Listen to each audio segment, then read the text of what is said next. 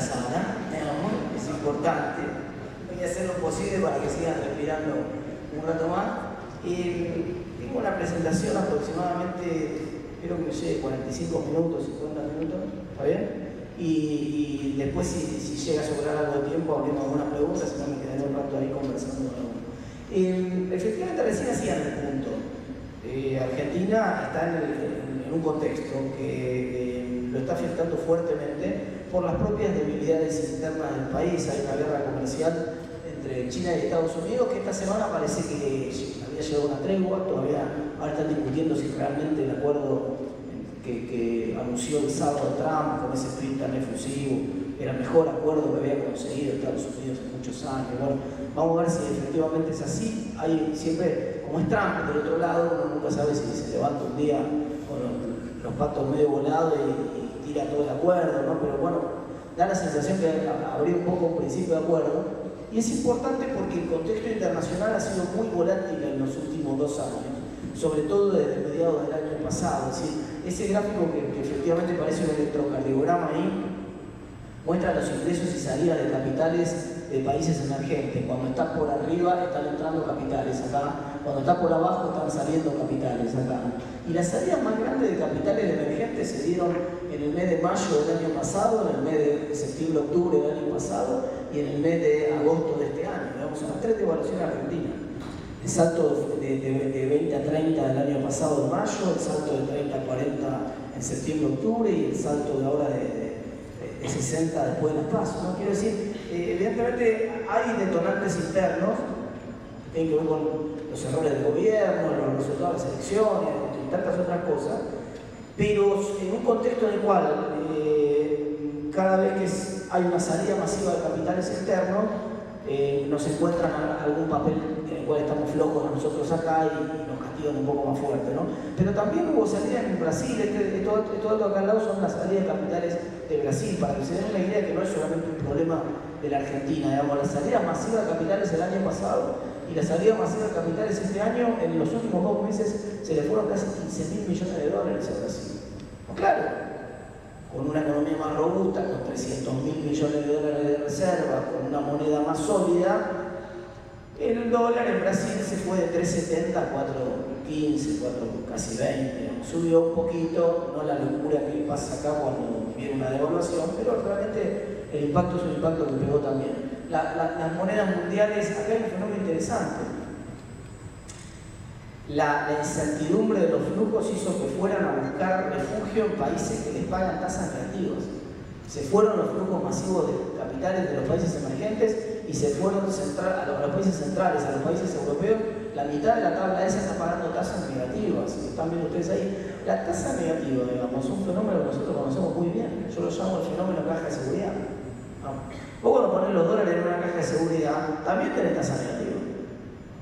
Hay una pregunta importante para hacerse desde el sector, desde las actividades de construcción, que es ¿cómo podemos hacer para canalizar esa plata que hoy busca refugio? Nosotros también podemos darle seguramente seguridad, es un refugio alternativo bastante seguro el ladrillo. Bueno, pero la gente está prefiriendo ir a una tasa negativa. En el mundo, en Argentina, también hay 300.000 cajas de seguridad en Argentina. El año pasado, entre principio del año pasado y lo que llevamos de este año, todos los meses ustedes tienen 750.000 a 1,5 millones de personas en Argentina, comprando todos los meses entre 1.500 y 2.500 dólares para esperar el dolarizado, la incertidumbre que están viendo. Yo tengo cierta expectativa de que, ahora voy a conversar un rato sobre cómo viene la cosa, pero tengo cierta expectativa de que ese proceso, cuando se estabilice un poco más la macro y se despeje un poco la incertidumbre, se desdolarice, digamos. La gente diga, bueno, a ver qué puedo hacer con estos dólares. Quiero decir, las 500.000 personas que faltan en la concesionaria de autos, los inversores que por ahí no ves vos que sos desarrollador y que decís, pucha, me estás hablando justo de 1.500, 2.500 dólares, que es la cuota que yo le podría cobrar a alguien que está entrando en un proyecto. Bueno, digamos, quiero decir, la plata está. No es cierto que no haya dólares ni que no haya plata en Argentina para invertir. No la tiene el Estado, eso sí es cierto. Por eso tiene el déficit que tiene, por eso le cuesta conseguir los dólares, pero sí los tiene el sector privado. Lo que pasa es que opta está haciendo el mismo fenómeno que hacen los capitales en el mundo. Van a buscar algo bien seguro y eso hoy es una caja de seguridad. commodities en el mundo por esta guerra comercial se vieron muy golpeados. Y ahora, bueno, un poquito mejor cuando se disipa la incertidumbre esta. Acá tenemos soja y acá tenemos petróleo. Petróleo con lo que pasó en Arabia Saudita había pegado un salto, ahora parece que se vuelve a normalizar. A nosotros nos pasa algo medio raro con los commodities, con el sector externo, porque nosotros nos conviene que la soja esté un poco más alta, porque eso implica más dólares para la economía, por lo tanto dólar más barato y por lo tanto lo que decía Pedro, salarios en dólares más dulces y entonces más posibilidad de que compren propiedades, pero del otro lado del mostrador la economía, cuando suben todos los commodities y sube el petróleo, nosotros todavía somos importadores de energía y eso de alguna manera en el corto plazo, en el largo plazo es un buen dato porque los desarrollos de vacas muertas convierten recursos en reserva a medida que va subiendo el petróleo, pero en el corto plazo nos pega porque nos requiere un poco más de dólares, ¿no? Yo les decía Brasil, que era otro factor que podía empujar la economía argentina, creció en los últimos 2 meses y ahora el último mes también cayó. Esta es la confianza del consumidor en Brasil, que pasa muy rápido por acá, pero quiero decir, el contexto externo realmente no ayudó para nada, ni está ayudando. Había cierta expectativa de que Brasil iba a repuntar, veremos, pero todavía no lo está haciendo. No nos está empujando lo que necesitaríamos para empezar a salir. Estuve buscando una imagen para reflejar la situación de la economía argentina, el contexto local, y con esta imagen puedo terminar la presentación acá, ¿no? La dejo ahí, creo que estaría bastante gráfica, todo el mundo entendería de lo que estoy hablando.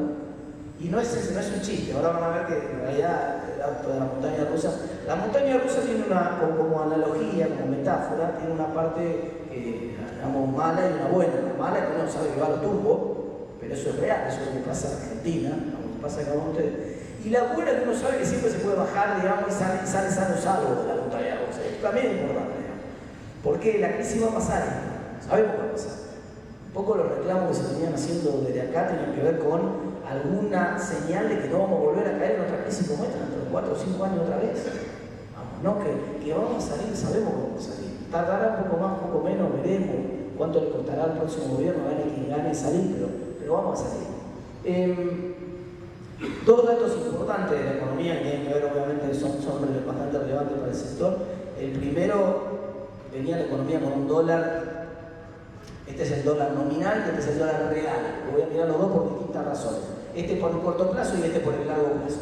En el corto plazo, primero porque el dólar es la variable central de la economía, pero además también para este sector en particular. Segundo, porque forma muchas expectativas, entonces termina siendo también relevante en ese sentido.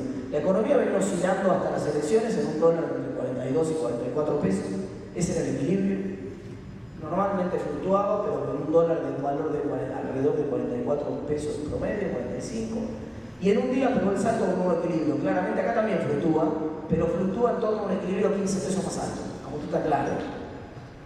Es decir, evidentemente cambió. Ustedes saben que los precios de los activos financieros en general son forward looking, decimos en la economía, son mirando hacia adelante. No importa el pasado. Importa el pasado solamente si te dice algo del futuro, pero si no, yo compro un activo financiero, si compro un dólar es porque creo que el dólar va a subir, no me importa cuánto subió para atrás. De hecho, el punto que marcaban recién acá, cuando se forma Construya y empieza a arrancar la economía argentina después de la megacrisis del 98-2002, tuvo que ver con un dólar tremendamente alto, pero que empezó a bajar. Y si empezó a bajar el dólar alto en ese momento y permitió reactivar la economía, etc., fue porque la gente miró hacia adelante, no hacia atrás, porque si la gente miraba hacia atrás se suicidaba, el dólar seguía subiendo, ¿no? Y porque había subido un montón mirando para atrás. La gente no proyectó para atrás, la gente en algún momento paró y miró hacia adelante. Hay alguna expectativa de que vuelva a ocurrir algo parecido, esperemos el año que viene. Por otro lado, el tipo de cambio real de la Argentina está en niveles realmente muy altos en comparación con los últimos años. Hay que ir casi hasta el 2010 para encontrar un dólar tan competitivo como el que tiene Argentina ahora. Eso no quiere decir que el dólar en términos nominales no pueda seguir subiendo. Puede haber, ya hemos visto nosotros en los 80, espiralizaciones de la inflación con el dólar, que van subiendo, se espiralizan y ya te vas a buscar a la luna. Pero el punto que quiero hacer es que realmente ayer lo escuchaba a uno de los candidatos a ser ministro de Alberto Fernández y también al ministro de Economía actual, y los dos decían lo mismo, el tipo de cambio real está bien, está bastante bien, está en un nivel que es un nivel mucho más competitivo que en los últimos años, e insisto, de los últimos 10 años es el nivel más competitivo de los últimos 10 años. Claro, esto es mirado en retrospectiva, otra vez.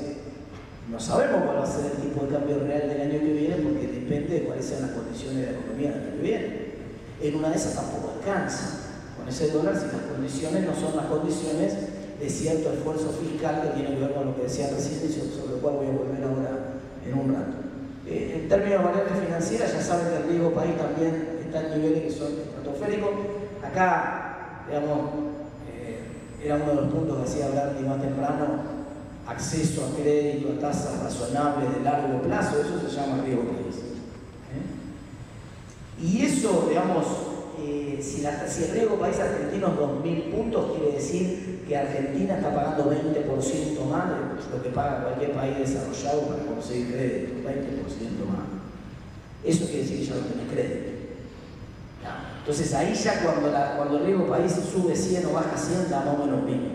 Quiero decir, a veces hay cierta obsesión por, uy, mira, subió 100, uy, mira, explícame por qué bajó 100, no importa. Que suba 100 o que baje 100, ya estás afuera del mercado igual. Entonces, desde el salto, ya veníamos con 800 puntos, que ya era un desastre, digamos. El salto en un riesgo país de 2.000 puntos es una exclusión automática de los mercados. Ahora, sí, un comentario que quiero hacer sobre lo que pasó después de las PASO. Nos muestra este gráfico que para mí me parece fundamental para entender lo que nos pasó después de las PASO. El reperfilamiento que hizo el gobierno después, la entrada en el cepo, digamos, esto centralmente tuvo que ver con un error de diagnóstico fenomenal del gobierno y el mercado juntos. El gobierno tomó demasiada deuda de corto plazo. Se puso hasta acá con deuda de corto plazo. La ventaja, la deuda de corto plazo es más barata. Cuando quiso tomar deuda a 100 años de largo plazo, lo criticó todo el mundo porque dijeron, ¿cómo vas a tomar deuda a 100 años? Era más cara la deuda a 100 años, pero también te olvidabas de ese problema por 100 años. Bueno, acá el gobierno dice, no, tomó deuda de corto plazo. La tasa es mucho más baja para la deuda de corto plazo, pero el riesgo también es mucho más grande y eso es algo que siempre aprendemos en finanzas. No hay riesgo y rentabilidad, son dos caras de la misma moneda. Entonces, se expuso mucho al riesgo de corto plazo. ¿Y cuál era el riesgo? En cada renovación, ¿qué porcentaje de la gente te renovaba? 2 semanas antes de que fueran las elecciones, le renovaban al mercado, al gobierno, el 138% de las colocaciones de corto plazo era así. Esa es la colocación de netes en dólares, por poner un ejemplo, pero es donde estaba puesta la mayor parte de la deuda de corto plazo. Quiere decir que el mercado le decía, te renuevo todo y dame más. Una semana antes, inclusive, con prudencia, el mercado dijo, no, te renuevo 80% nada más. Un montón igual. El mercado seguía tomando deuda de corto plazo, pero la semana siguiente las elecciones, con el resultado puesto, el mercado dijo, no, ahora no te renuevo nada, 5%.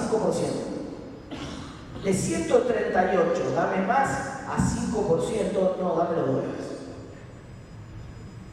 Dame los dólares mejor.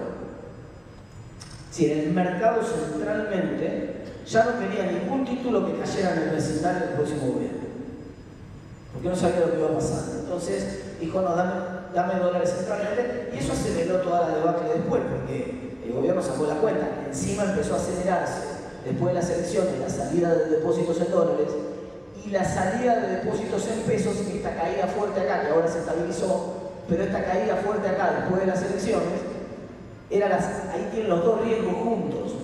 Fíjense que son dos fenómenos diferentes. En el primer fenómeno, tengo pesos, no confío en la moneda local, dame dólares. Entonces salgo de los plazos fijos que tengo y me voy al dólar. Pero en el segundo, que es el de la caída más espectacular que estamos viendo acá de los depósitos en dólares, se perdieron 11.500 millones de dólares de depósitos en poco menos de 3 semanas. Digamos, esa caída espectacular de depósitos en dólares, él ni siquiera ya no es no creo una moneda, porque son en dólares los depósitos. Ya él no creo los bancos tampoco, en el sistema.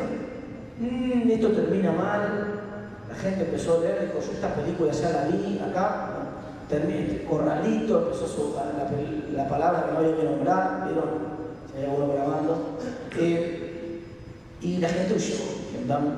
Y entonces el gobierno quiso tapar el sol con la mano primero y dijo, no nos alcanzan todos los dólares de la reserva para devolver los dólares de los depositantes, para devolver los dólares de la deuda de corto plazo de la gente que quiere deuda a corto plazo, para sostener el tipo de cambio oficial en un nivel razonable que no vuele y haga volar toda la economía por los aires. Entonces, para todo no alcanzaban los dólares y el gobierno tomó la decisión primero de reperfilar, ahora con el diario del lunes claramente equivocada, porque además hizo un daño tremendo al capital de trabajo de muchas empresas. Y después, cuando se dio cuenta que eso no solucionaba nada, 2 días después, vino el fin de semana en el cual apareció este decreto que se hizo famoso, porque cayó un domingo, digamos, y estaba comiendo un asado y me empezaron a llamar a ver qué pasaba, yo no entendía nada, nadie entendía nada, ya se hablaba de todas maneras. Hacía una semana por lo menos que la versión estaba muy fuerte de que iba a haber algún tipo de control de cambio. Cuando apareció el reperfilamiento, todos entendimos que eso era el intento de escapar del control de cambio.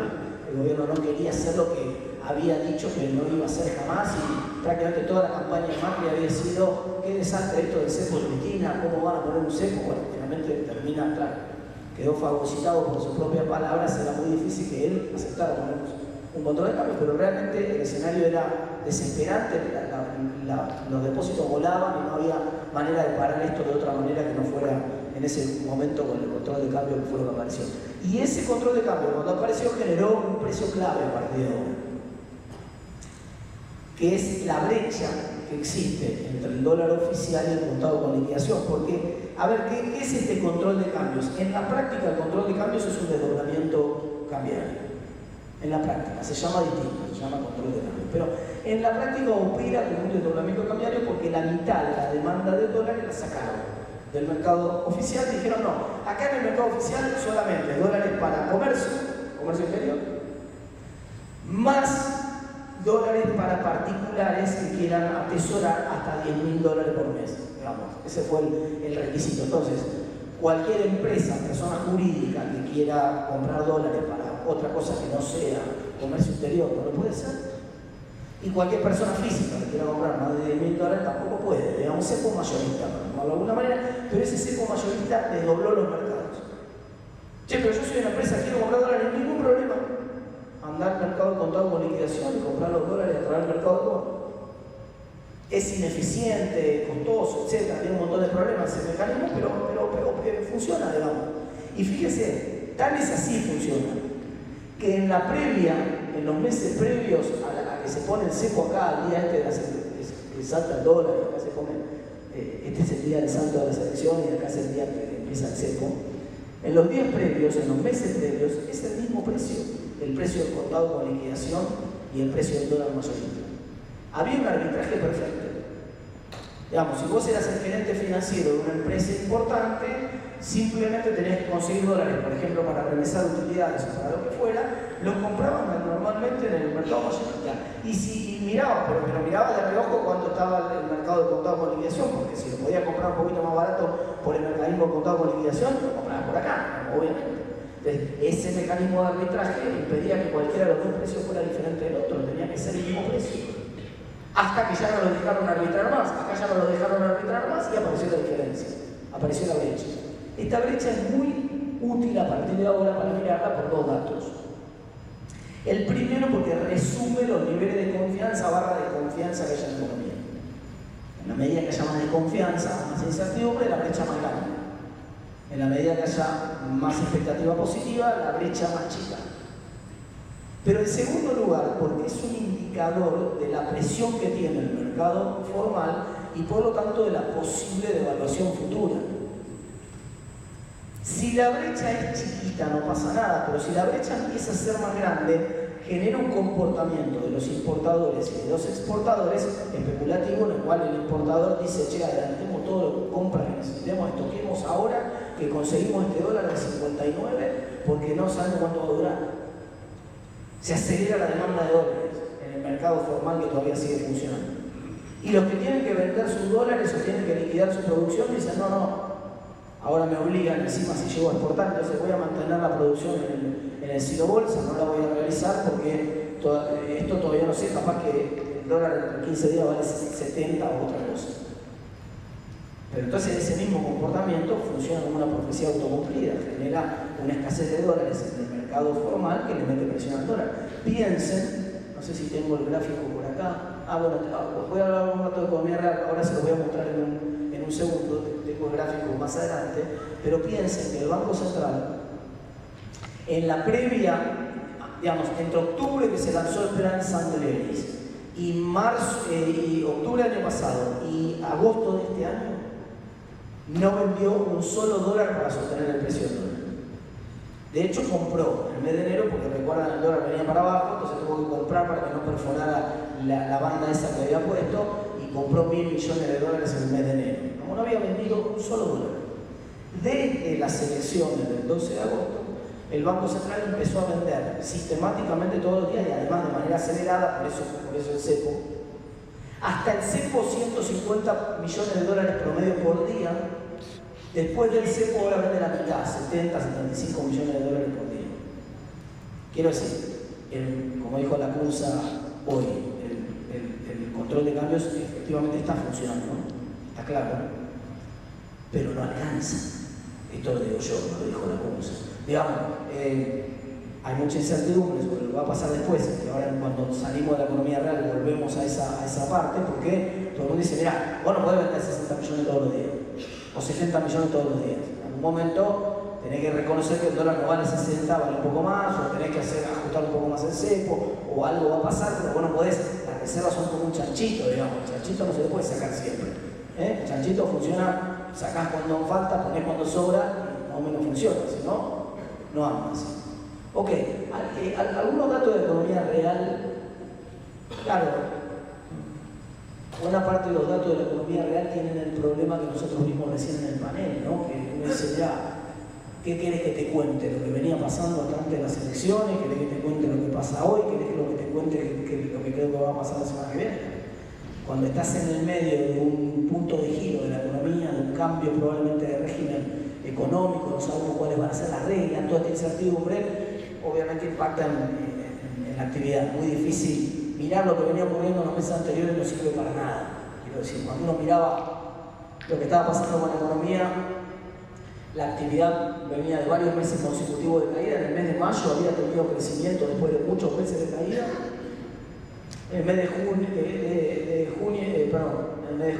mayo es junio había tenido de vuelta crecimiento, julio había empezado a caer un poco por la incertidumbre electoral y en agosto se paró todo. En agosto se paró todo porque el día que saltó el dólar después de las elecciones, primero por la incertidumbre de qué va a ser el tipo nuevo que por ahí puede ganar, primer punto, pero segundo, porque con el dólar saltando en un día de 45 a 60 y nadie sabiendo cuál era el valor del dólar, yo no sé lo que hicieron ustedes, los que tienen corralones, los que tienen que vender material, pero la experiencia de todos los clientes con los que yo hablo es, después de esa semana hubo 15 días que nadie laburó nada, porque vos te enseñan, no hay precio. No hubo precio, no había manera de hacer una operación en un contexto en el cual, y eso impactó muy fuerte en agosto, sabemos ahora que cayó la economía en agosto de vuelta, y apenas está el número de septiembre, ya sabemos también que cayó fuerte en septiembre, porque tenemos los números de recaudación. Si los números de recaudación de septiembre muestran que los impuestos vinculados a actividad crecieron 41%, contra, estamos viendo, 53% de inflación interanual, o sea que digamos, están muy por debajo de la inflación. Todo lo que cayó por debajo de la inflación es caída de la actividad. Entonces, sabemos que el mes de septiembre es otro mes de contracción importante y refleja un poco lo que veníamos viendo.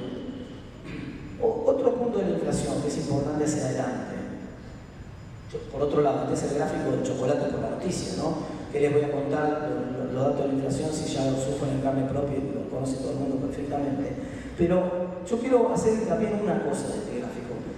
Digamos, la línea roja es la media móvil de 6 meses, para que vean la tendencia que va teniendo el fenómeno de la inflación. Sí, efectivamente, después de octubre del año pasado, la inflación venía bajando un poco, pero el problema es que lo venía haciendo con mucha volatilidad. Digamos, yo quiero poner el punto, la mayoría de los economistas hablan del promedio de la inflación, y yo quiero hablar de la volatilidad. Porque lo que afecta más al proceso de formación de precios, recién, justo por eso lo preguntaba acá en el panel, Porque cuando yo tengo que formar un precio, soy proveedor del sector público, por ejemplo, tengo que formar un precio para presentar una licitación. ¿Qué precio pongo? Yo sé que los tipos, la plata que ponga hoy me la van a devolver, me van a pagar en un cheque de 120, 180. Tengo que formar una expectativa de cuál creo yo que va a ser la inflación, por lo menos mi costo de reposición de los materiales dentro de 6 meses cuando entre el cheque ese. Y en mi proceso de formación de esa expectativa, por supuesto yo soy un formador de precios, porque yo le pongo el precio de la licitación, yo le pongo el precio a los materiales en corralón, yo le pongo el precio, soy un formador. Más allá de que yo no pueda hacer el precio que yo quiero porque tengo competidores, está claro eso, por supuesto que nadie está, hay competencia, digamos, ¿no? Pero quiero decir, a la hora de poner un precio, yo tengo que tener en cuenta la inflación que espero hacia adelante. Y hay un problema ahí, porque si la inflación viene siendo incluso alta, pero supongamos que es 5, 5, 5, 5, 5, 5, todos los meses 5, vamos, no se necesita mucha ciencia para proyectar que la inflación el mes que viene va a ser 5. Y ya está. Y yo pongo 5 de cobertura de precios y listo, y ese comportamiento de alguna manera convalida ese 5 que va a tener cierta inercia de la inflación hacia adelante. Pero si la inflación es 2 un mes, 8 el siguiente, 2, 8, 2, 8, digamos, si se va moviendo con tanta volatilidad, ¿cómo se puede hacer el mes que viene? Si va a tocar 2 o 8, por la duda por 8. Claro, entonces ese es un problema, digamos. Yo necesito, por eso ayer habló Roberto Frenk, que fue un gran economista en la década del 80, con mucha participación, y una persona que se le escucha mucho. Y Frenk dijo algo interesante, dijo, yo prefiero cualquier cosa que vaya a hacer, gane quien gane, que el plan para bajar la inflación sea un plan, me conformo con que baje despacito, pero sistemático. Evitemos esto. Vamos, esta volatilidad de los precios es incluso más nociva que la propia inflación, porque genera muchos problemas para tomar decisiones de precios en la economía y hace muy probable que no le den. Otro punto importante, muy importante, para entender lo que pasó y además entender lo que pasó en las elecciones y entender la característica de esta crisis. A diferencia de las crisis como la crisis del 95 o la crisis del 2001, del 99 al 2001, esta es una crisis que nos agarró con un tipo de cambio flotante y la flotación se llevó puesta buena parte de la crisis. Quiero decir, el ajuste del tipo de cambio permitió que la crisis se ajustara por precio y no por cantidad. Entonces, cuando uno mira qué pasó con la actividad, sí está cayendo la actividad, chocolate por la noticia, pero por la magnitud de la crisis y de la contracción que hay en el financiamiento argentino, la verdad que la caída de la actividad es moderada, entre muchas comillas, para lo que es la crisis, y la caída del empleo formal registrado 2,4%. Buena parte de ese formal registrado se fue informal en realidad. La tasa de empleo hoy es más alta que la tasa de empleo que había hace 4 años atrás. Hay un porcentaje de gente más grande trabajando hoy que hace 4 años, digamos. Claro, empleo de mala calidad, empleo informal, que reemplazó ese empleo industrial formal en muchos casos, ¿no? El fenómeno de uberización, el fenómeno de las aplicaciones en Gran Buenos Aires, el fenómeno en muchos lugares generó ese un poco de empleo informal. Pero la crisis pegó más de lleno en ingresos, salarios reales formales cayendo 8,8%, formales, informales mucho más. Además de lo que ya habían caído el año pasado. En los últimos 12 meses cayendo 8,8%. Quiere decir que la crisis le pegó a los salarios reales. Y ni hablar de los salarios en dólares, que es una de las variables clave que apareció acá. El derrumbe de buena parte del insumo de la actividad principal es que realmente la caída del crédito no se dio tanto, la caída de los créditos, de la demanda de crédito hipotecario, no se dio tanto, a mi juicio, por la suba de tasas, después los aumentos de debate de eso, como se dio por la caída de los ingresos en dólares de la población, que vos te corrieron el arco, digamos, vos para ir a comprar un metro cuadrado ya tenías que tener un salario estratosférico, con los precios en dólares en relación al salario en pesos, ¿no? Que quedó completamente desfasado. Entonces, el ajuste vino por salarios en vez de venir por empleo, y eso generó un impacto muy diferente de esta crisis, que además tuvo un impacto electoral. Esta fue una crisis democráticamente distribuida, le pegó a todo el mundo, todos ganamos menos que el año pasado, por culpa de la inflación. Si la crisis hubiera sido más fuerte en el desempleo, hubiera pegado más en la actividad que en los precios, entonces tendríamos la tasa de desempleo que tuvimos en el 95, 18%, o la que tuvimos en el 2001, 2002, 20%. Uno de cada 5 en la lona, pero los otros 4 por ahí siguen consumiendo. Pero acá el problema es que tenemos una contracción de la actividad coordinada, todo el mundo consume menos. Y ni hablar en el caso de los bienes durables. Ok, miremos un poquito hacia adelante. Ahora, cuando uno está en el medio de una crisis macroeconómica, como la Argentina, la recuperación de la salida de la crisis tiene más que ver con una industria trabajando al 60% de su capacidad, la recuperación tiene más que ver con la demanda y con la oferta. Y ahí uno mira y dice, bueno, ¿cuáles son los 4 locomotores de la demanda? Las más conocidas que aprendemos en cualquier curso de economía. Las 4 locomotoras son el consumo, la inversión, el gasto público, las exportaciones. Dice, mira, las exportaciones van a empujar el año que viene, sí van a empujar. Van a empujarse. Este año empujaron mucho, crecieron 15% las cantidades exportadas este año. Pero claro, es una locomotora muy chiquitita. Tantos años cerrándonos al mundo, cerrando la economía, somos una de las economías más cerradas del mundo, entonces pasa una cosa increíble que no pasa en ningún lugar del mundo. En los libros de texto de economía, las devaluaciones son expansivas. Las devaluaciones reactivan la actividad. Acá en Argentina las devaluaciones son contractivas, porque le pegan mucho más al consumo, que es mucho más significativo, por el fenómeno que acabo de contar recién, le pegan más al consumo y entonces la caída del consumo es brutal. Y las exportaciones sí levantan un poco, el sector externo empuja un poquito, pero es tan chiquito el sector externo que lo que empuja es poco. Es un motor chiquito, digamos, con un Fiat 600 contra una RAM, ¿no? Acá tenés la RAM en consumo y acá tenés el Fiat 600 en las exportaciones. Algo empuja, pero la que empuja para el otro lado es mucho más grandota. Obviamente el gasto público, uno dice para adelante, el gasto público, ¿qué va a poder hacer? Mirá, no va a poder hacer mucho. Vamos a terminar el año, ahora voy a ver algunos números muy rápido, pero vamos a terminar el año con un déficit del orden de 4 puntos del producto financiero total, el déficit que importa, ¿no? El gobierno que viene no tiene acceso a los mercados financieros internacionales. ¿Qué va a hacer, digamos? ¿Se va a ajustar él o va a obligar a que se ajuste un poco más el sector privado? El sector privado, como decía recién, ya hizo el ajuste, pero magia no se puede hacer en la economía. Si hay uno de los 2 integrantes de la familia que está gastando de más, el otro integrante de la familia está gastando de menos, algo que está reventando la tarjeta, pero acá ya no está más la tarjeta, porque nos cortaron la tarjeta. Entonces, como nos cortaron la tarjeta, si yo gano 30 lucas y gasto 40, mi mujer evidentemente me está financiando, está ganando más y gastando menos, no hay otra posibilidad. Y esto es un poco la dinámica y el dilema que se enfrenta hacia adelante. Es muy difícil que haya una expansión fiscal en un escenario en el cual el Estado está por abajo de sus posibilidades de gasto porque está con un déficit de 4 puntos del producto. Me dice, mira, ¿qué podría empujar un poco? Bueno, la inversión y el consumo me quedan acá todavía para discutir. Bueno, la inversión, ahora me voy a meter en profundidad el tema de inversión. Pero tiene 2 componentes, digamos.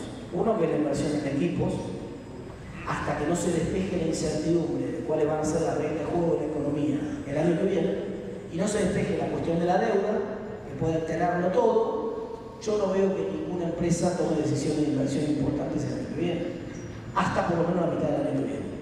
En la inversión, hasta por lo menos la mitad del año que viene, la mitad de la inversión, que son equipos, poco, pero la otra mitad de la inversión es construcción. Y acá la cosa se puede empezar a poner un poco más interesante. Las exportaciones, les decía que crecían. La construcción tiene, yo tengo algunas fichas puestas en la construcción, puede dar una sorpresa, básicamente por algunas de las razones que se comentaron acá recién. Por supuesto no veo la obra pública, que es una parte importante de la construcción, empujando, eso es difícil. Es difícil por lo que dije recién del gasto, porque en contextos en los cuales hay apremio fiscal, ustedes saben que el gasto más fácil de cortar políticamente en el sector público suele ser la inversión. ¿Por qué? Porque si no tengo que cortar los salarios, me matan, tengo el gremio matándome, las jubilaciones me prenden fuego. Es decir, cuando uno mira para dónde puede recortar, en general lo que le queda al gobierno para recortar hacia adelante son subsidios económicos. Todavía, aunque parezca mentira, Argentina gasta 330.000 millones de pesos en subsidiar la luz y el gas y el transporte, sobre todo el área metropolitana de Buenos Aires. Esta inequidad fenomenal que se redujo bastante en los últimos años, todavía queda un poco de ese colchón de inequidad. Hay un margen para reparar, pero claro, digamos, si gana el que dijo que iba a congelar las tarifas, claro, hay un problema ahí, porque ya entonces asumimos que de ahí no va a bajar el gasto.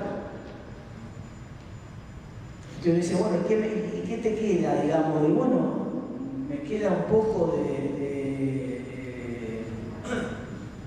lo que le mando a las provincias, me queda, bueno, no hay mucho más margen, digamos. Entonces me hizo ir a la pública, lo va a hacer. ¿Qué fue lo que pasó este año, centralmente, cuando se cerró el financiamiento del gobierno? Entonces, esa pata es poco probable que empuje rápido, hasta al menos que se estabilice la Argentina y vuelva al crédito. Cuando se desarme la cuestión de la deuda, tengamos un horizonte nuevo y vuelva al crédito, ese va a ser uno de los sectores que mejor va a empujar, sin dudas. Pero poco probable que lo haga en la primera mitad del año que viene. Pero el caso de la construcción privada tiene dos ventajas. La primera es la ecuación que recién decían acá, ¿no? Cuando uno mira el costo de construcción en dólares del metro cuadrado, en el último año cayó 45%. Y el mercado inmobiliario tiene la particularidad, por eso yo hice tanto la pregunta acá de si estaba en pesos, si estaba en dólares, si estaba tan obsesionado con esa pregunta, porque en buena parte del país el mercado hipotecario no ajustó el precio en lo que ajustó el costo de la construcción en dólares. Sí cayeron un poco los precios de propiedades en dólares, un poco cayeron, entre 10 y 20% dependiendo del lugar. En general ese es el promedio, pero no cayó 45%. Ergo, la rentabilidad de un desarrollador que el pozo, que históricamente era 30% a 2 años, ahora está en 42 o 43. Ustedes me van a decir, sí, claro, pero anda a vender después del departamento. Digo, bueno, pero esta es una inversión a 2 años. ¿No? A vos te importa la economía dentro de 2 años para vender, no ahora, y el inversor, esa es la tentación del inversor. Pero además, ahora voy a mirar algunos números más lentos. Pero además, y eso explica por qué, en parte probablemente eso explique por qué los permisos de edificación venían creciendo tan fuerte hasta el mes de agosto, que es el último que tenemos acá, en comparación con el año pasado. Los permisos de edificación en los primeros 7 meses del año, 8 meses del año, perdón, crecieron 10% en comparación al año pasado. Entonces, eso está claro, ¿no? Del dicho al hecho hay un largo trecho, que es el refrán, ¿no? El permiso, recién decían acá con toda esta incertidumbre, que incluso que tengas permisada la obra, por ahí pone la pata por el freno.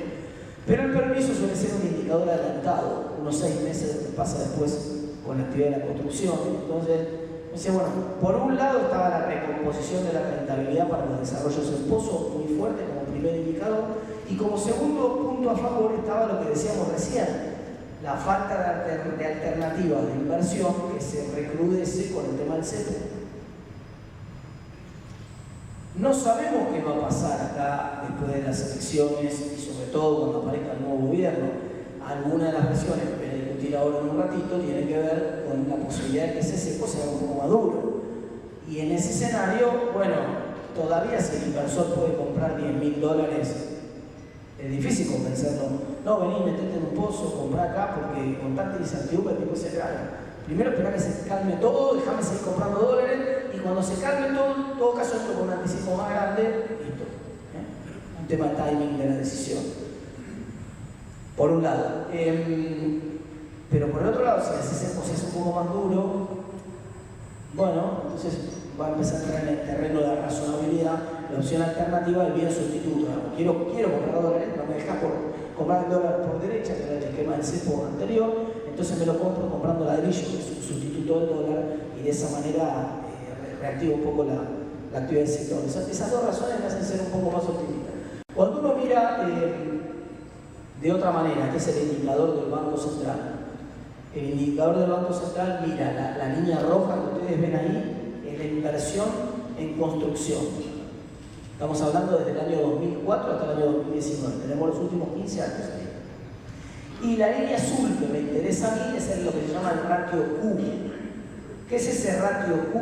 Es la relación entre el precio de las propiedades, el precio del metro cuadrado y el costo de construcción de las propiedades en cada momento del tiempo.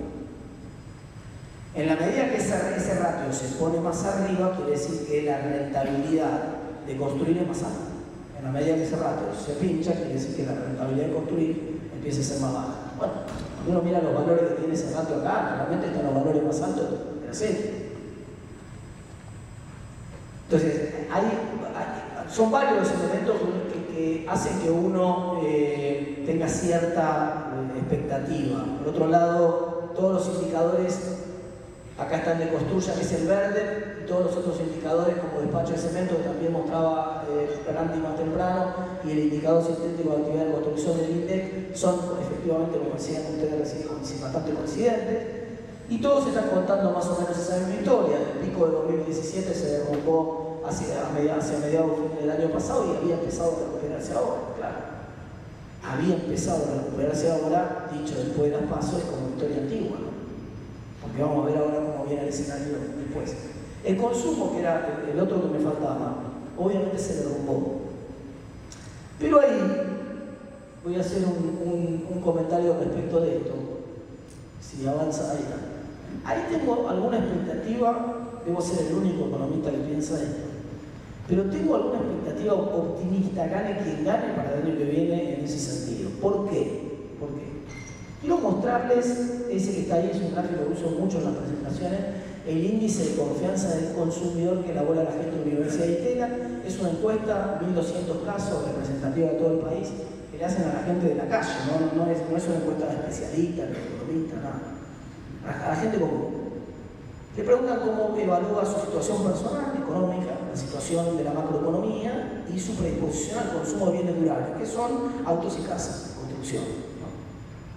Y ese gráfico nos enseña varias cosas interesantes de la economía argentina. La primera es que la gente sabe bastante de economía acá, chocolate por la noticia, ve venir la crisis, se adelanta bastante a los acontecimientos, ¿no? Anticipó la gente la crisis del 2001-2002 casi perfectamente. Este punto de acá más abajo es octubre del año 2002. El segundo punto más interesante es que la serie se derrumba cada vez que pasa algo con el dólar. Acá fue la devaluación del 2009, acá fue esto en noviembre del 2011 cuando pusieron el cepo del 2011, esta es la devaluación de Kicillof del 2014, esta es la devaluación de Macri cuando asumió, esta es la devaluación del año pasado. La confianza se derrumba automáticamente cuando pasa algo con el dólar. La gente obviamente toma, esto es obvio, decíamos recién, 15 crisis macroeconómicas severas en los últimos 70 años y en 14 de esas crisis el dólar se cayó con la economía. Entonces, vos mirás y decís, bueno, la verdad que no se necesita mucha ciencia, la gente sabe que si se mueve el dólar algo anda mal acá. Pero el aspecto positivo, por eso a mí me preocupa a veces más el dólar que la tasa en algunos momentos, y está dividido. Vieron que acá en el grupo que teníamos, algunos decían no, mejor la estabilidad del dólar, otros decían no, prefiero una tasa un poco más baja. Pero el segundo punto más interesante de acá es que las expectativas se recomponen muy rápidamente. Miren que en los últimos 18 años que tenemos de serie de datos acá, tuvimos la crisis esta que es la más grande de todas, una crisis, 2 crisis, 3 crisis, 4 crisis, ahora estamos entrando en la quinta. Y si estamos permanentemente entrando y saliendo de crisis. Así como cuando pasa algo con el dólar se derrumba la confianza de los consumidores, cuando el dólar se estabiliza en Argentina, la confianza se recompone muy rápido. Incluso cuando la economía esté toda rota. Esto es muy importante. Miren lo que pasó en el mes de marzo del año 2003. Recuerden ese momento, marzo del año 2003. La confianza fue un para arriba. Si yo hubiera venido de Marte y no supiera lo que pasaba en la economía en ese momento, diría, uy, está bárbaro, la gente está contentísima, boom de consumo. Efectivamente hubo boom de consumo ese año. La economía creció 8,2% y el consumo creció 8,8%. Un crecimiento fuerte del consumo. Pero que alguien me explique cómo creció el consumo en el 2003 y los salarios reales estaban 25% abajo, no había paritarias ahí, Las jubilaciones reales estaban 25% abajo por la devaluación que había habido, tampoco había regla de movilidad ni nada. El desempleo era 17% en el 2003. O sea, la masa salarial estaba rota completamente. ¿De dónde salió la plata para que volara el consumo? Centralmente de que habías tenido 4 años consecutivos de, como yo lo digo en francés, encanutización. Este proceso por el cual la gente compra dólares masivamente. 4 años seguidos de gente que en vez de comprarse un auto, hacer un arreglo en la casa, hacer un viaje, comprar un electrodoméstico, etc., decía, no, por la duda está todo muy feo, dame dólares. Dame dólares, dame dólares, dame dólares. El dame dólares, dame dólares, dame dólares tiene un punto límite que es cuando el dólar ya no sube más, ¿para qué quiero los dólares? Y cuando empiezan a subir los aspiracionales de la clase media, que son los rivales de ese dólar. ¿Y cuáles son los aspiracionales de la clase media? Rivales de esos dólares, el auto y el ladrillo, por ser muy simplificado, pero también algunos otros electrodomésticos, eventualmente un viaje. Claro, cuando esos otros empiezan a subir y mi dólar no, es decir, cuando se empieza a poner barato en términos más reales el dólar, hay inflación y nosotros bienes menos en el dólar, yo digo, está, ahora es el momento de pasarse a comprar el auto, de pasarse a comprar el ladrillo, etc.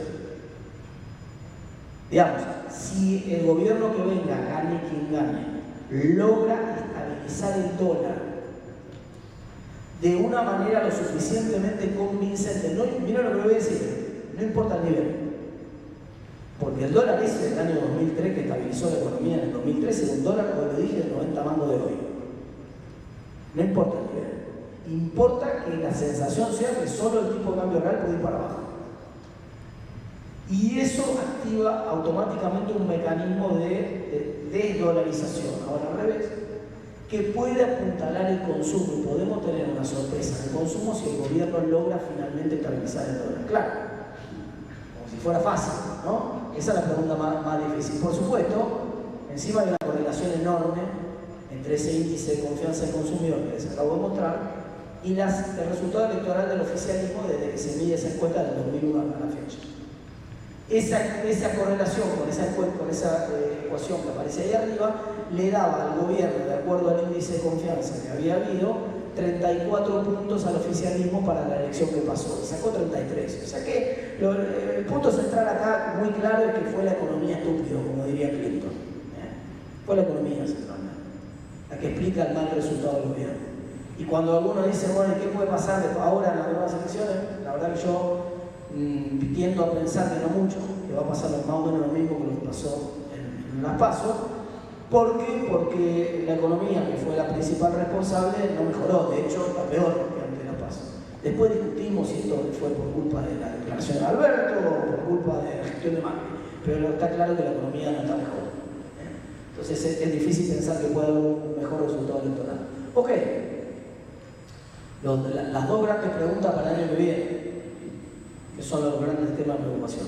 Cuando uno mira los vencimientos del año 2020, con el sector privado 23.500 millones de dólares, con el sector público se supone que se rolea, quiere decir que los vencimientos que tenga la ANSES los va a renovar y los vencimientos que tenga eventualmente las provincias los van a renovar.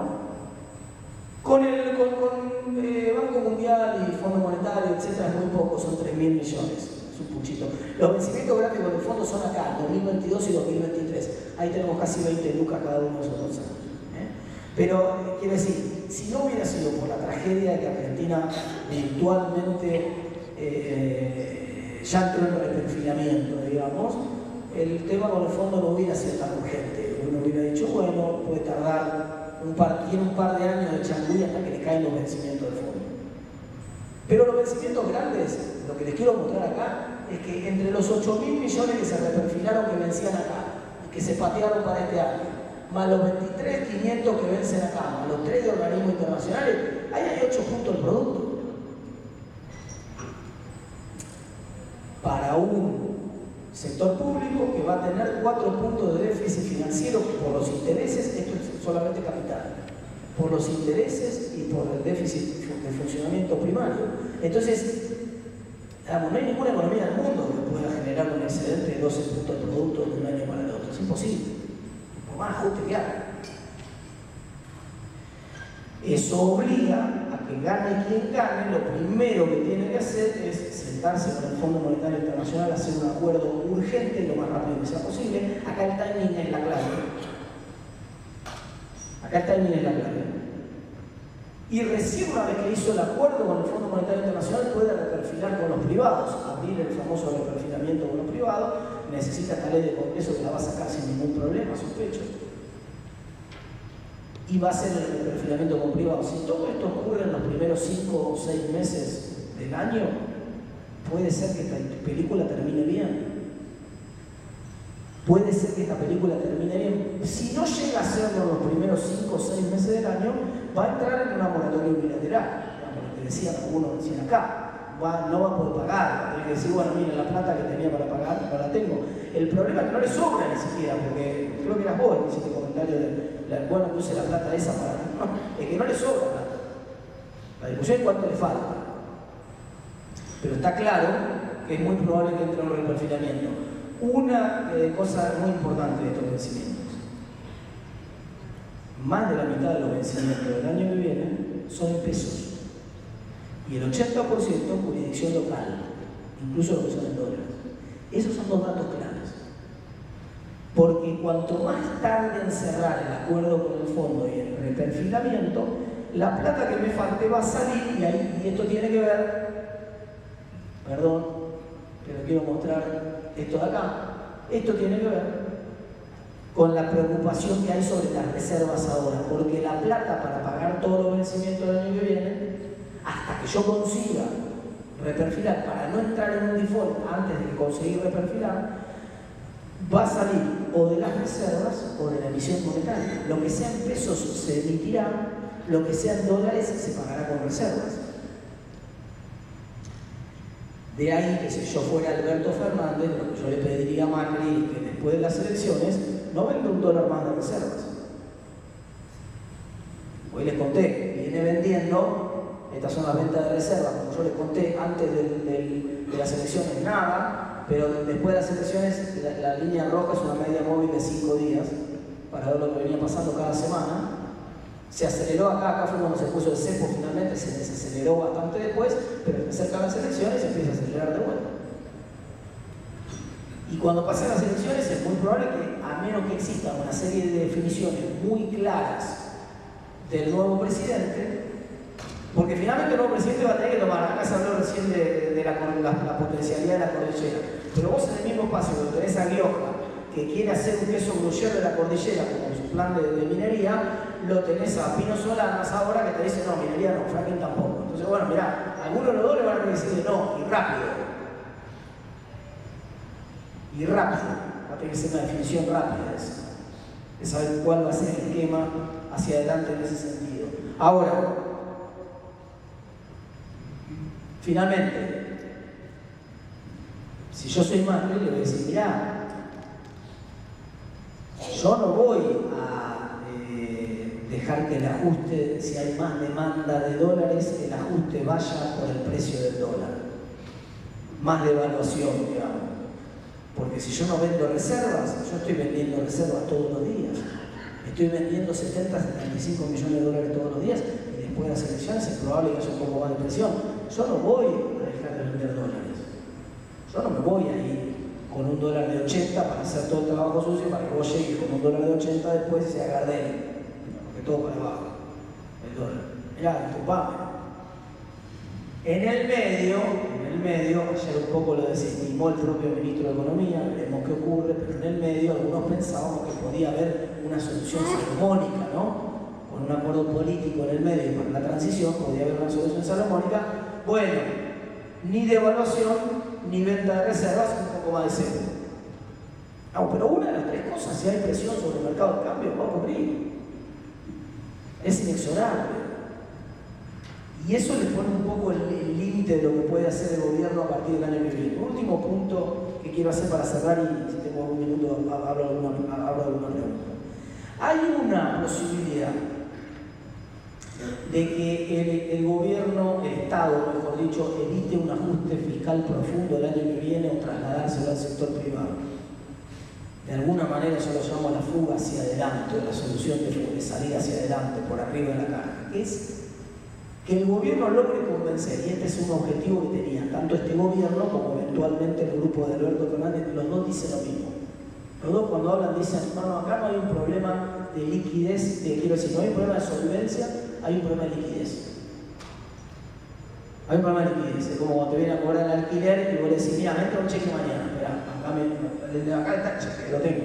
Pero entra mañana, listo. Esperame un día que le pago, no tengo problema. El mercado obviamente no le está creciendo, si no le prestarían. Hay mucho financiamiento en el mundo. Una buena noticia de esa guerra comercial con China y el enfriamiento de la economía global de estos 2 años es que en el mundo hay plata que no sabe a dónde ir porque no rinde nada en ninguna parte. Le estoy contando que va a una caja de seguridad de bonos europeos que rinden tasa negativa. Si el Fondo Monetario ayuda a construir un escenario de previsibilidad y de perfilamiento, muestra a los bonos argentinos como una atractiva que se puede pagar, más o menos razonable en el tiempo, y no estos vencimientos estrambóticos en años que son imposibles para cualquiera, bueno, los bonos argentinos pueden empezar a tener un poco de atractivo, puede aparecer entrar algo de financiamiento. ¿Cómo hago eso ahora? Tengo que poner en valor activos que ya tengo hoy.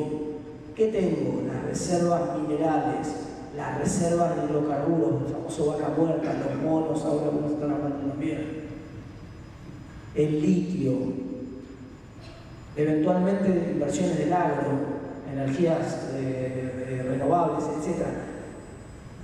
¿Cómo hago para construir una arquitectura jurídica que me permita al mismo tiempo blindar esas inversiones de los cepos, de los aumentos impositivos que caen de un día para el otro porque no se hagan las cuotas fiscales, de las retenciones, etcétera, etcétera? ¿Cómo hago para blindar todas las inversiones que se hagan en esos sectores de este tipo de cosas?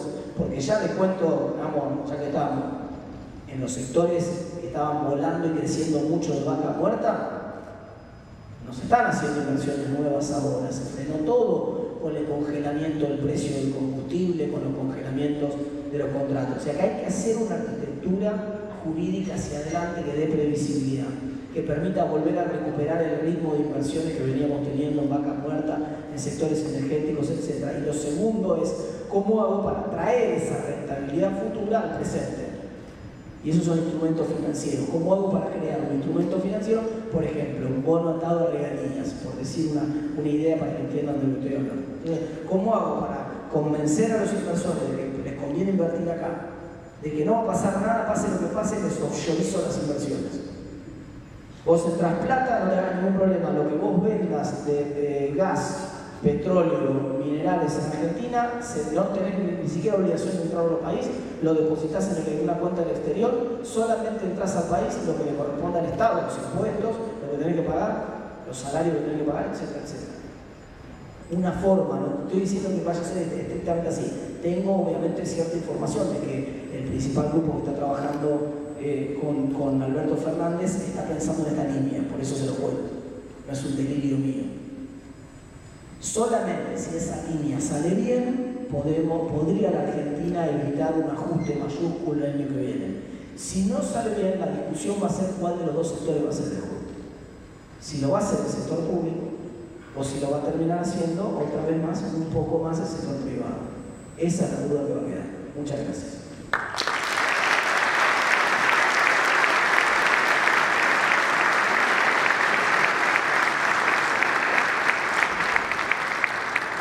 Tenemos lugar para algunas preguntas, ¿verdad? Sí. Bueno, adelante. De a uno, por favor. Siempre tiene que arrancar uno. Ahí está. Bueno. Quería consultarle si en estos momentos se puede inflación. A ver. Bueno, a ver, hay un problema con este tema, el argumento de la inflación en dólares, ¿no? Y es que el tipo de cambio no está estabilizado, claramente. Entonces, cuando vos tenés un salto de pánico, cuando en una semana, en un día, el dólar pasa de 45 a 60 por el escenario del nuevo gobierno,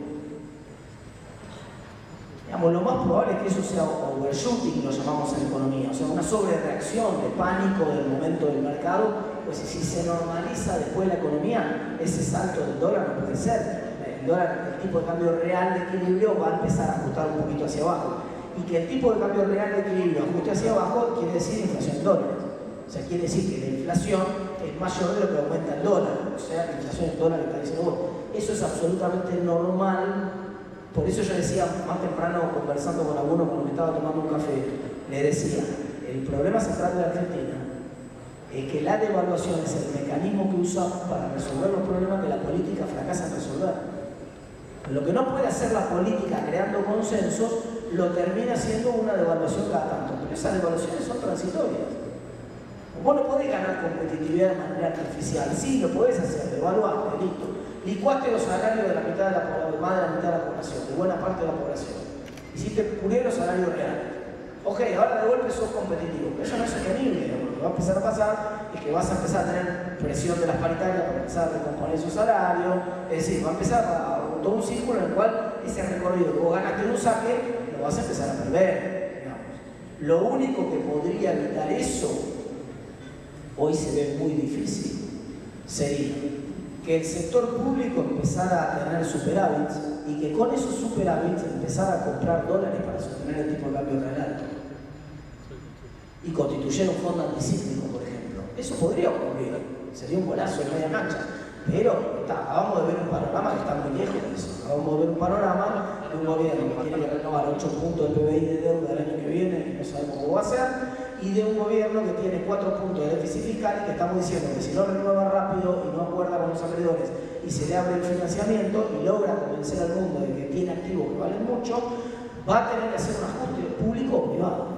No, parece lejos esa opción de tipo de cambio real sostenidamente alto, ¿no? El problema de la masa de los DELIC también se resolvería a través de una devaluación. Bueno, claro, recién también me habían hecho esa pregunta y yo prometí que le voy a comentar después. Las LELIC, yo lo comenté muy rápido recién cuando surgió en el panel, las LELIC son esencialmente inflación metida bajo la alfombra.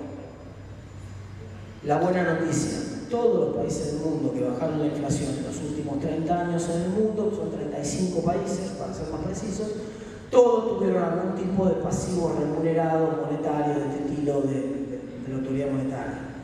La única, lo que te hace acá la diferencia central, por qué funcionaron estos esquemas en Israel, en Perú, en Chile, en tantos otros países, porque en la medida que empezaban a bajar la inflación, la economía se remonetizaba una tasa sideral. Hoy, para que vos tengas una idea, la tasa de monetización de la economía está entre el 6 y el 8% del producto. Es de las más bajas de la historia. Entonces, claro, si la tasa, si la base imponible del impuesto inflacionario, para decirlo más claro, porque había un mensaje subliminal por si alguno no lo entendió. Digamos, si no hay monetización en la economía, entonces no hay ninguna chance. Ahora, si empieza a haber una remonetización de la economía porque creces o porque bajas la inflación, y si las dos cosas ocurren al mismo tiempo, mejor. Bueno, entonces no hay ningún problema para la ley porque las empezás a sacar como demanda de dinero genuina, la remonetización de la economía. El problema es cuando pasa lo contrario, la estanflación. Si la estanflación se resuelve en 4 o 5 meses en Argentina empieza a crecer, no va a pasar nada. Porque hoy ese stock de LELIX es 30.000 millones de dólares, perdón, 20.000 millones de dólares, la mitad de lo que era el stock de Levax el año pasado. O sea que tiene changüí para que no pasa nada, porque durante un año no pasa nada, digamos. No explota en un año. Pero si vos seguís con esta inflación 2 años más, tarde o temprano termina en otra devaluación, claro. Martín, la dinámica que va decreciendo los depósitos en el sector financiero, ¿cómo ves la solvencia? No, bueno, por eso te estaba mostrando la ecuación de los dos depósitos. En ambos casos, lo que vimos fue el derrumbe después de las elecciones y la estabilización después del cepo, digamos, ¿no? Entonces, y tienen dos dinámicas por separado. La dinámica de los depósitos en dólares, después del corralito tenés una gran ventaja, que después del corralito, ahora el sistema es muchísimo más seguro que antes. Entonces vos depositas 100 dólares, 50 dólares de lo que vos depositaste van al Banco Central, son reservas del Banco Central. En realidad plata tuya guardada en el Banco Central, ¿no? Entonces, los depósitos podrían caer hasta la mitad sin que los bancos se alteren, digamos, simplemente con los bancos llamando al Banco Central y diciéndole, tráeme la plata que depositamos en el Banco Central y no habría problema, hasta la mitad. Cayeron 30%. O sea que hay changüí todavía, pero al ritmo que venían cayendo, si vos no cortabas esa caída espectacular que tuviste con el cepo o con algún otro tipo de medida, era una cuestión de días. Ahora, después encima están prestados, la segunda restricción regulatoria es que después del 2001, ahora el banco que toma depósitos en dólares solo le puede prestar la mitad, nada más que de la plata esa, tiene que encajar la mitad, la otra mitad se la puede prestar a gente que factura en dólares también, o sea, prefinanciación de exportaciones centralmente. Y la prefinanciación de exportaciones es un crédito de muy corto plazo. O sea que la recuperación de los bancos, ahora los bancos cuando empezó a pasar esto empezaban a tratar de recuperar rápido sus créditos, ¿no? Y entonces los bancos en 3 meses ya tienen el 80% de los dólares que prestaron. Entonces no le tengo tanto miedo a una salida masiva de dólares, sí se acelerara y saliera menos en una semana, digamos, porque ahí no hay manera de aguantar, ¿no? Ahora en la de los pesos no me preocupa, como escuché algunas versiones, no decía, che, corralito, no, porque ahora se puede venir. Obviamente lo que sí me preocupa ahí es el fenómeno inflacionario, pero el gobierno, al haber puesto el cepo, frenó esa salida. Porque esa salida es como la salida, hoy Brandy más temprano confundió, yo creo que a propósito, o su inconsciente lo traicionó, corralito con cepo, para referirse al cepo, que hace que mejoró la actividad del sector, sobre todo en 2011, 12 y 13, dijo el corralito. Y es verdad que el cepo era un corralito.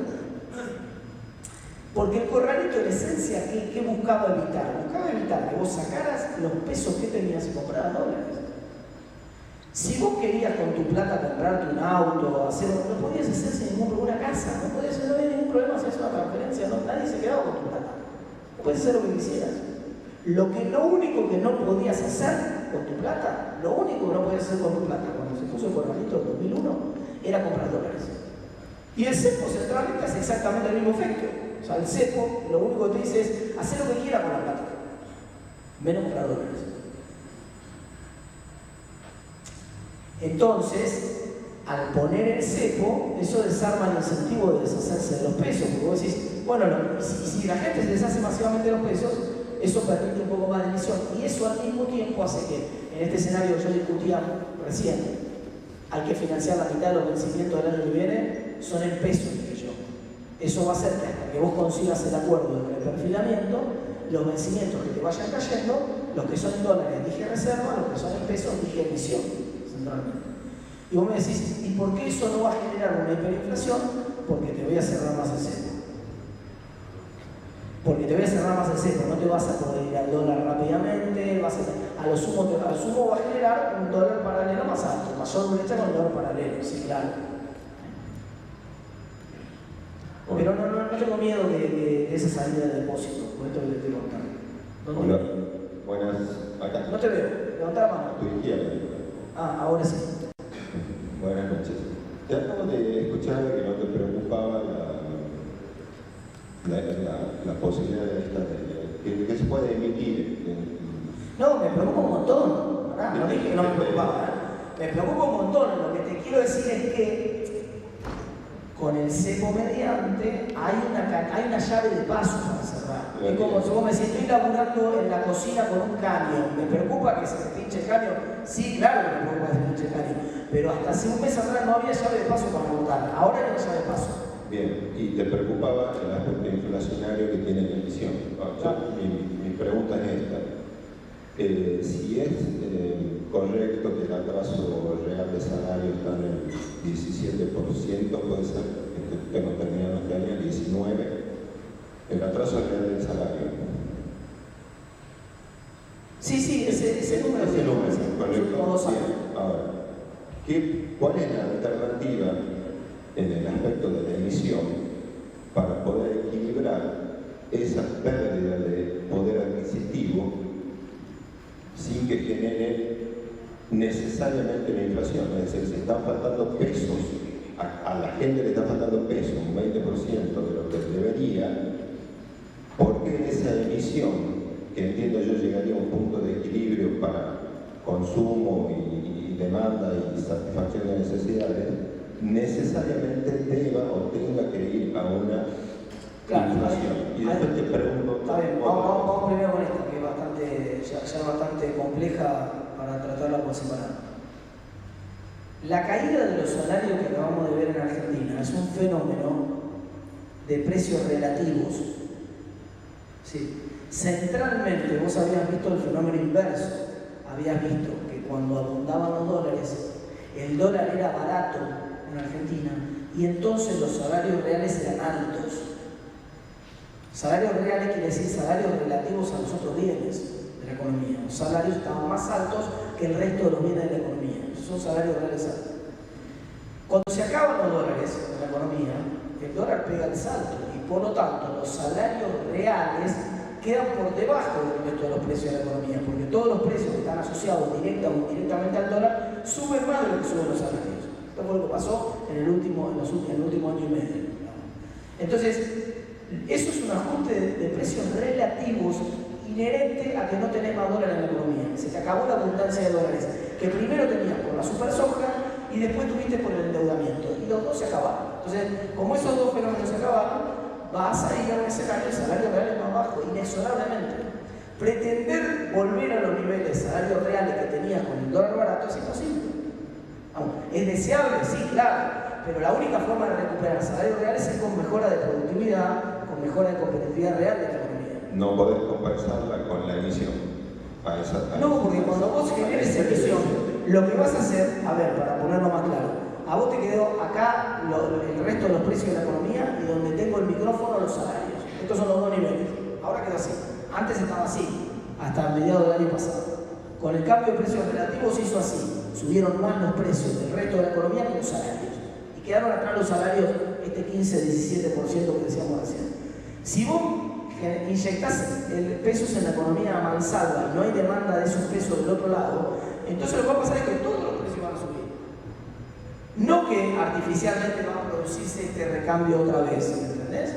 Entonces, no va a ocurrir que el resto de los precios de la economía se abaraten respecto al salario porque vos emitas pesos. Más bien al contrario, si no dejás, si vos liberás el cepo y todo, lo que te va a pasar es que la mayoría de esos pesos se te van a ir a dólar o a bienes dolarizados. La idea era si esa emisión podría específicamente recomponer el poder adquisitivo. No, la respuesta es no. La respuesta es no. No se puede hacer. Primero porque el dinero es fungible. Una vez que yo metí más dinero en el circuito económico, esos pesos no tienen un destino específico. Yo no puedo decir, este peso solo puede ser usado para un salario. Porque después que vos cobraste salario, con esa plata vas a seguir comprando un celular. Y me llevaste el dólar de vuelta para el otro lado, ¿entendés? Iba mi segunda pregunta es, dale. Volviendo al tema de que habías hablado de la emisión. No hay tampoco, y hablar un poco de déficit habitacional, inversiones, construcción, etcétera, etcétera. Sí, claro.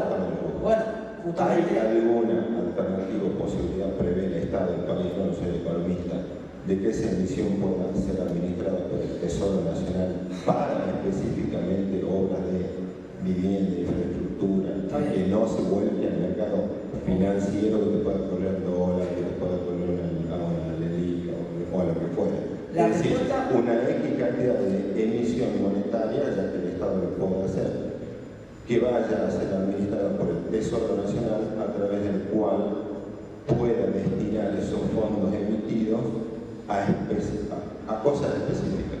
Y eso termina mi pregunta. Okay, la respuesta corta es no, pero tengo una cierta expectativa de satisfacer tu inquietud con lo siguiente. Efectivamente hay un problema cuando vos tenés necesidades insatisfechas por un lado, ¿no? Y una industria que tampoco está trabajando a full de su capacidad por el otro lado. Vos decís, ¿qué está pasando en esta sociedad que nosotros no podemos hacer un mecanismo que junte la oferta con la demanda?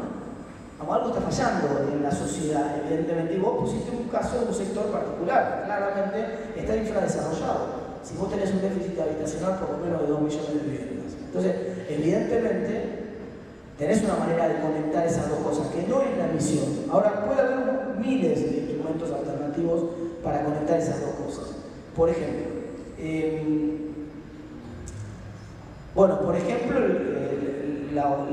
algún tipo de crédito destinado a la construcción directamente, que facilite el acceso al crédito destinado a la construcción. Eso no quiere decir emitir dinero, eso quiere decir darle prioridad al dinero que tiene el sistema financiero para que ese dinero, si se dedica a la construcción, tenga algún tipo de beneficio, o simplemente con algún tipo de exigencia regulatoria. 10% de la plata de los bancos tiene que ser prestada para crédito para la construcción, por ejemplo. Ya se hizo con crédito productivo, había un límite del 15%, muchos de ustedes se acuerdan. Había una ley, una norma, en realidad no era una ley, que decía que 15% de los fondos del sistema financiero, cada uno de los bancos lo tenían que invertir en actividad productiva pymes. Bueno, podría ser que hubiera alguna decisión política de canalizar crédito directamente a la construcción. Eso podría ser.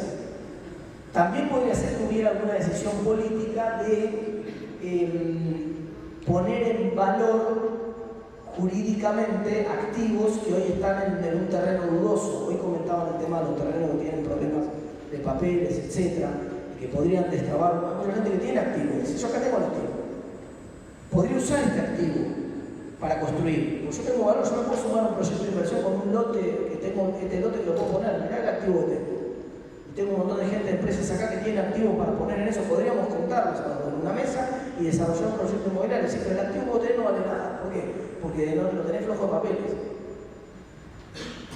El tema del crédito para construcción, que muchas veces se habló del boleto de pozo y etc. Es decir, hay un montón de arreglos institucionales que pueden contribuir sin dudas a canalizar buena parte de la actividad productiva ociosa que hay en Argentina a la construcción. La respuesta es sí. Ahora, que ese mecanismo sea de emisión, la respuesta es no, porque no tenés manera de asegurarte que esos pesos podrían ir la primera vez para ir. Pero el efecto multiplicador que generaría después no lo puedes parar. Digamos, yo podría decir, voy a emitir, imagínense esta idea, para ir en la línea que pensamos. Voy a emitir, pero solamente esta plata se la voy a dar al Banco Nación. ¿Para qué el Banco Nación tenga una línea de crédito para construcción que reactive la actividad de la construcción? Un dato positivo de eso sería que vos estás generando crecimiento de la demanda al mismo tiempo que generás oferta de dinero. Porque estaría generando como más crecimiento de demanda. Pero está generando crecimiento de demanda de una sola ronda ahí. Sí tiene un efecto multiplicador en la construcción, estamos de acuerdo, pero vos no sabés qué va a hacer la gente con el dinero ese, el constructor con la plata que ganó, el obrero con la plata que ganó, el que vendió los materiales con la plata que ganó. Digamos, lamentablemente no es tan fácil, ojalá fuera tan fácil.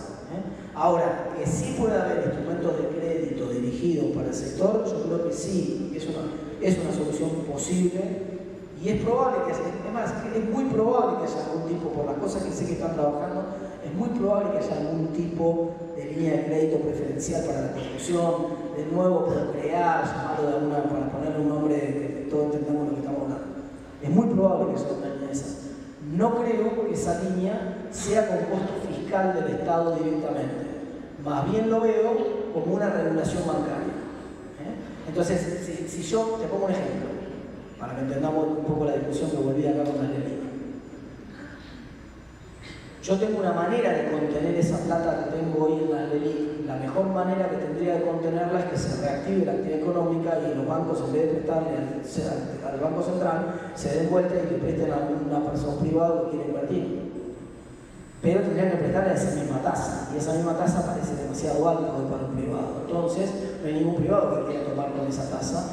Por lo tanto, la alternativa es que yo cambie el mecanismo de absorción de los bancos y haga que los bancos formen encajes remunerados. En vez de la tasa activa, la tasa pasiva. Es técnico, no importa, no quiero cansar, pero el punto es que yo de esa manera podría obligar al banco a salir a tratar de colocar crédito para tener un poco más de rentabilidad, porque si no, no podría pagar los sueldos.